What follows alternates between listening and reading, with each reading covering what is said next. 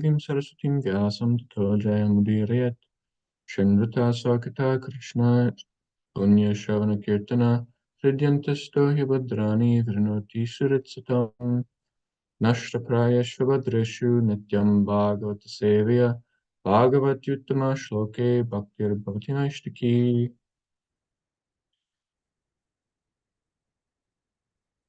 So reading from Srimad Bhagavatam, we're in the third canto, chapter 31, starting with text 37, and we'll do 37 and 38. Tatsrishta srishta srishteshu kondva kanditadhi puman rishim narayanam ritte yoshin maye hamaya. So, tatsrishta srishta srishteshu, amongst all living entities begotten by Brahma, because Brahma was talked in the previous verse, so Tat is talking about Ma. Kondvan Kanditadhi Puman.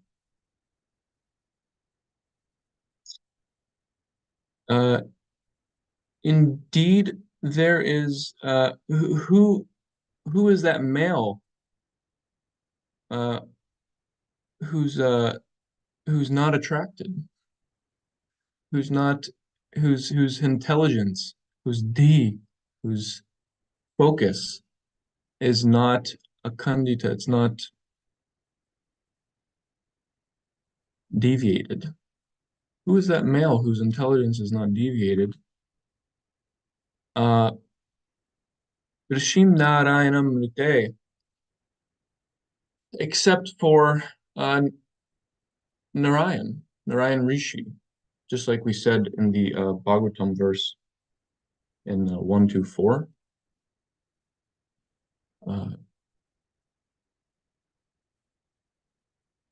We glorify Narayan Rishi.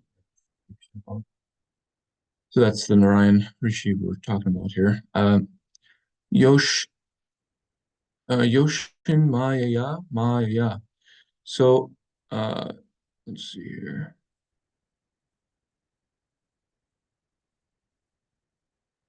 Iha means in this world, because of course there's plenty of people in the spiritual world whose focus, whose intelligence is not bewildered or deviated by the illusory energy. By Maya, and Maya in the form of the woman. That's what's being talked about here. So purport by Srila Prabhupada. The first living creature is Brahma himself, and from him were created sages like Marichi, who in their turn created Kashyapa Muni and others. And Kashyapa Muni and the Manus created different demigods and human beings, etc. But there is none among them who is not attracted by the spell of Maya in the form of a woman. Throughout the entire material world, beginning from Brahma down to the small insignificant creatures like the ant, everyone is attracted by sex life. That is the basic principle of this material world. Lord Brahma is being attracted by his daughter is the vivid example that no one is exempt from sexual attraction to woman. Therefore, woman is the wonderful creation of Maya. Keep the conditioned soul in shackles.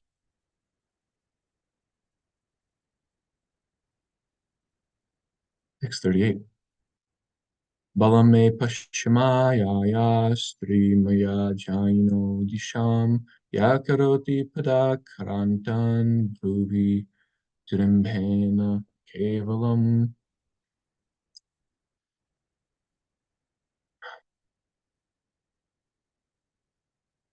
Pashya, behold, Balam, the strength, May Maya, of my Maya. Stri Maya, in the shape of a woman.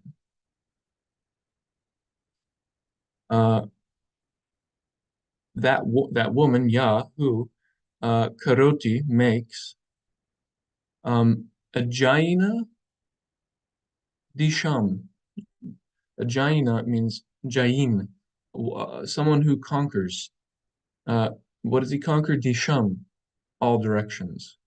So a conqueror of the world. Prabhupada has it in his translation, conqueror of the world. Uh, this the form of the woman who makes even a conqueror of the world um, uh, a a form of woman makes a conqueror of the world actually a pada akrantan, someone who is falling at her feet. How? Bruvi jrimbena kevalam, purely by the movement of the bruvi, the eyebrow. So that's how that she turns the conqueror of the world into a pada akrantan, someone who's fallen down at her feet. How? Just by the movement of the eyebrow. Purport. There are many instances in the history of the world of a great conquerors being captivated by the charms of a Cleopatra. One has to study the captivating potency of woman and man's attraction for that potency. From what source was this generated? According to Vedanta Sutra, we can understand that everything is generated from the Supreme Personality of Godhead. It is enunciated there, Janmadyasya yataha. This means that the Supreme Personality of Godhead, or the Supreme Person, Brahman, the Absolute Truth, is the source from whom everything emanates. The captivating power of woman and man's susceptibility to such attraction must also exist in the Supreme Personality of Godhead in the spiritual world, and must be represented in the transcendental pastimes of the Lord. The Lord is the Supreme Person, the Supreme Male. As a common male wants to be attracted by a female, that propensity similarly exists in the Supreme Personality of Godhead. He also wants to be attracted by the beautiful features of a woman. Now the question is, if he wants to be captivated by such womanly attraction, would he be attracted by any material woman? It is not possible. Even persons who are in this material existence can give up womanly attraction if they are attracted by the Supreme Brahman. Such was the case with Haridas Thakur. A beautiful prostitute tried to attract him in the dead of night, but since he was situated in devotional service, in transcendental love of Godhead, Haridas Thakur was not captivated. Rather, he turned the prostitute into a great devotee by his transcendental association. Therefore, this material attraction certainly cannot attract the Supreme Lord. When he wants to be attracted by a woman, he has to create such a woman from his own energy. That woman is Radharani. It is explained by the Goswamis that Radharani is the manifestation of the pleasure potency of the Supreme Personality of Godhead. When the Supreme Lord wants to derive transcendental pleasure, he has to create a woman from his internal potency. Thus, the tendency to be attracted by womanly beauty is natural because it exists in the spiritual world. In the material world, it is reflected pervertedly, and therefore there are so many inebrieties. Instead of being attracted by material beauty, if one is accustomed to being attracted by the beauty of Radharani and Krishna, then the statement of Bhagavad Gita, Param Drishtva Nivartate, holds true. When one is attracted by the transcendental beauty of Radha and Krishna, he is no longer attracted by material feminine beauty. That is the special significance of Radha Krishna worship. That is testified to by Yamunacharya. He says, since I have become attracted by the beauty of Radha and Krishna, when there is attraction for a woman or a memory of sex life with a woman, I at once spit on it, and my face turns in disgust. When we are attracted by Madan Mohan and the beauty of Krishna and his consorts, then the shackles of conditioned life, namely the beauty of a material woman cannot attract us. Om Jnana-timirandasya Jnananjana Shalakaya Chakshurumilitam Yena Tasmai Shri Gurave Namaha. Vanchakalpatarubhishya Kripasindhubhyevacha Paritanam Bhavanebhyo Vaishnavebhyo Namo Namaha. Jai Shri Krishna Chaitanya Prabhu Nityananda Shri Advaita Gadadhar Sri Gaur Bhaktivinoda Hare Krishna Krishna Krishna Hare Rama Hare Rama Hare Krishna. So um, these are fun verses because sometimes they are misinterpreted, sometimes they're used against women, sometimes they're used to fuel false renunciation, sometimes they are misappropriated in these ways. However, it's so wonderful that we hear from Srila Prabhupada. After going through these verses, we actually in this purport, text 38, he actually brings out a very, very interesting point. Because Kapila says, Bala me pashya maya, just behold the strength of my energy.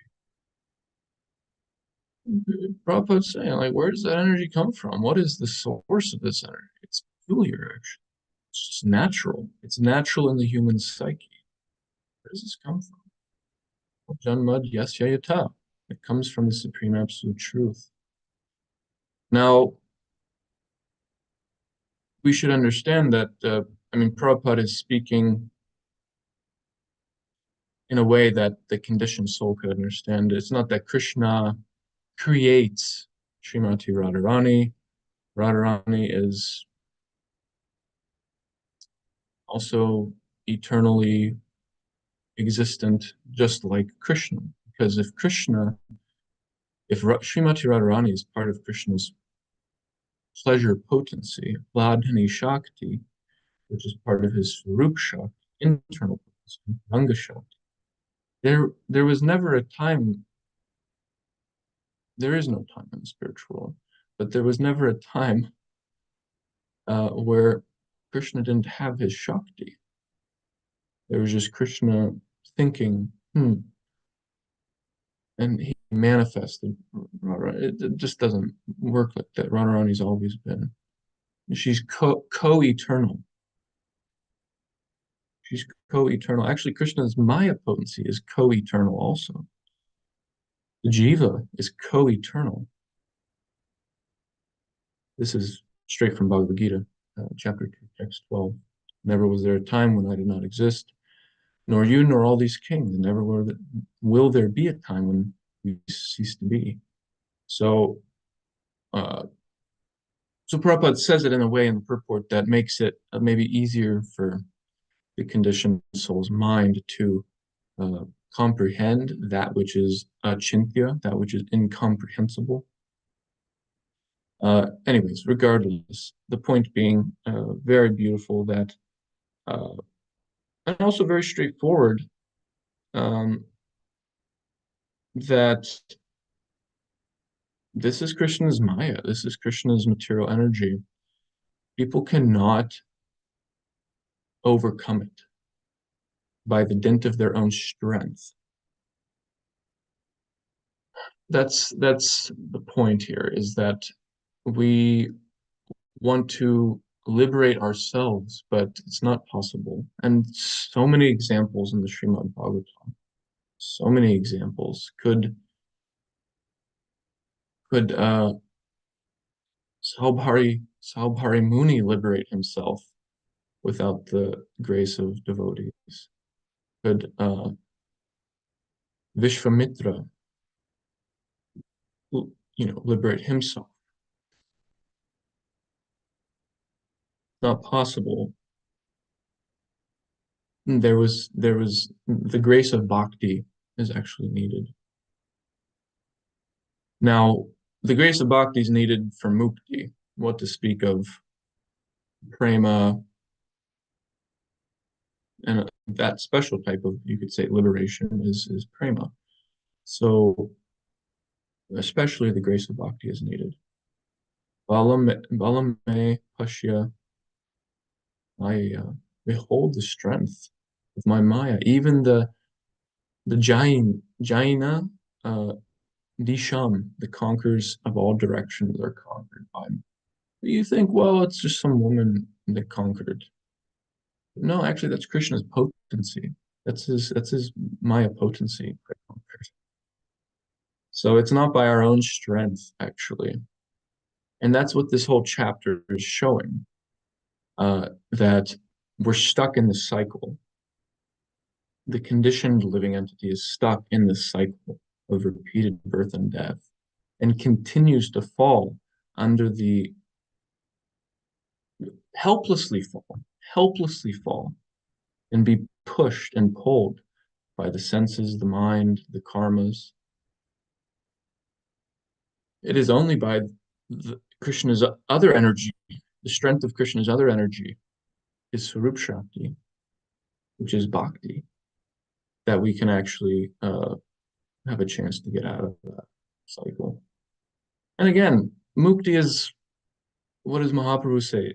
Janmani Janmanishvare, Avatad Bhakti Rahituki. He doesn't care about liberation from this cycle. All he cares about, and all the devotee cares about, is give me causeless bhakti to your lotus, Haituki Bhakti. So for that, we definitely need the strength of bhakti, the association and mercy of devotees. That is, there's no possibility, there's no mention of that, there's no entrance into that. It's a gift we have to be given. But this is a very interesting section. I said it's fun, a little bit sarcastically, because certainly this section's been misused a lot. Statements all across the Bhagavatam, all across the Shastra, like ISKCON historically, there's been a bit of a misunderstanding, especially, Yadavari Mamachita Krishna Pada Ravinde, this verse that's from Yamunacharya, uh, that's being quoted here at the end of the purport. He spits at the thought of the woman, thinking of the woman, he spits at the thought. Yeah, you talk to some senior devotees, senior Vaishnavis, yeah, you'll hear some interesting stories about how they got spit on, things like that. So, interesting thing about this verse, actually, Srila Rupa Goswami quotes it in his Bhakti Rasamrita Sindhu. He is enumerating the different Vyabhachari bhavs and uh, Ashtasatvika bhavas, the different ecstatic symptoms of a pure devotee. And he quotes this verse as a symptom of the ecstasy of disgust, actually.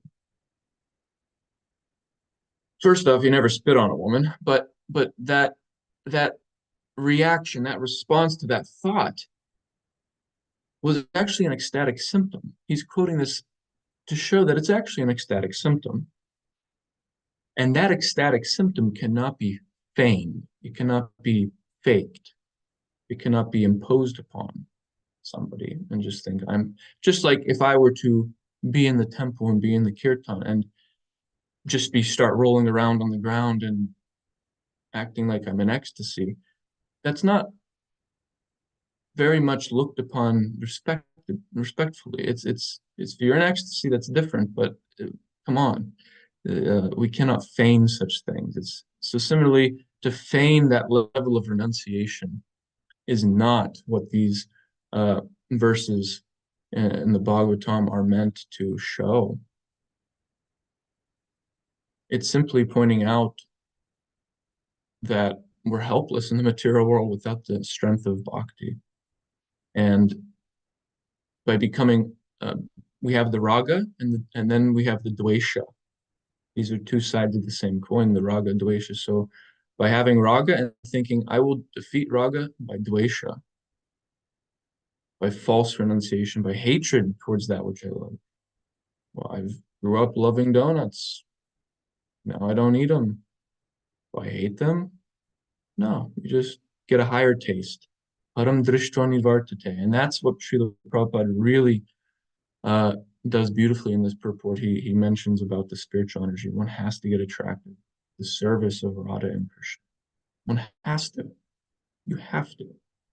There is no other way. How do we get attracted to the service of Radha Krishna? You have to hear about Radha and Krishna. You have to hear about their devotees. And you have to associate with their devotees who are hearing about Radha and Krishna, who have that taste, that ruchi. Prabhupada's saying it right there. There's no other way.